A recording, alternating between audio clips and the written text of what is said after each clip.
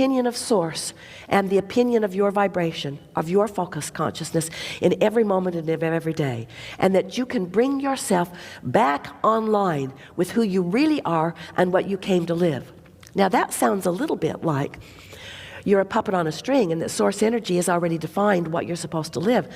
And that isn't what we mean at all. Because all this sifting and sorting has caused you to expand, and your inner being has become the equivalent, the vibrational equivalent of all of that expansion.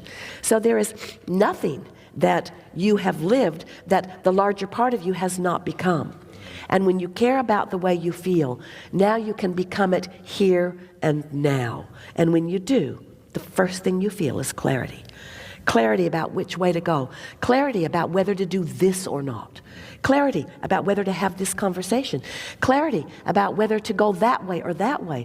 Clarity about whether to invest with that, whether to marry that. Clarity, because broader perspective knows who you are, knows everything about you, and is offering a very strong, very clear opinion.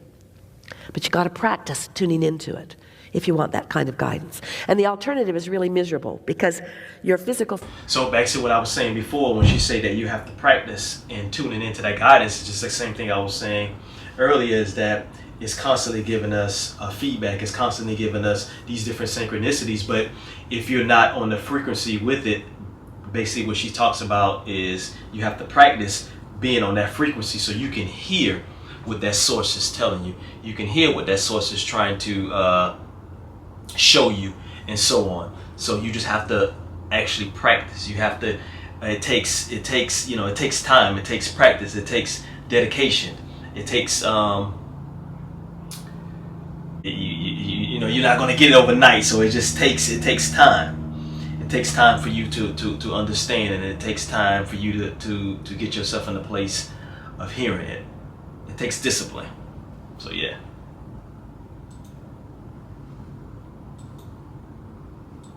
All wanting different things from you. You say, go this way, go this way, go this way, go this way, go this way. If you're off that path, if you know that you have a dharma, you have a destiny, there's something, I don't know, you're a great artist. For me, it was a teacher. For me, it was a writer. For me, it was these are things that I've absolutely... For you, it is an uplifter. For you, it is a keeper of the light so that others may find it. But when I got off that path, yeah.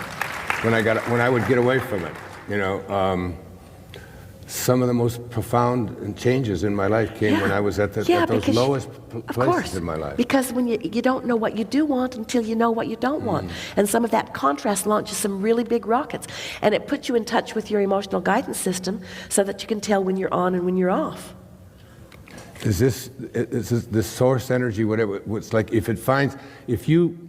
you're programmed, if you will, or whatever it is, that you have something that you're to accomplish here, in this time. It's not like that. I know accomplish isn't the right word, but it's like... You have come for freedom, growth, and joy. And when you're away from that, when you're on a path that's taking you away from freedom, from joy, from love... That sucks. Yeah. But does divine guidance come into your life at that time and say, okay... No. Divine guidance is into your life all the time.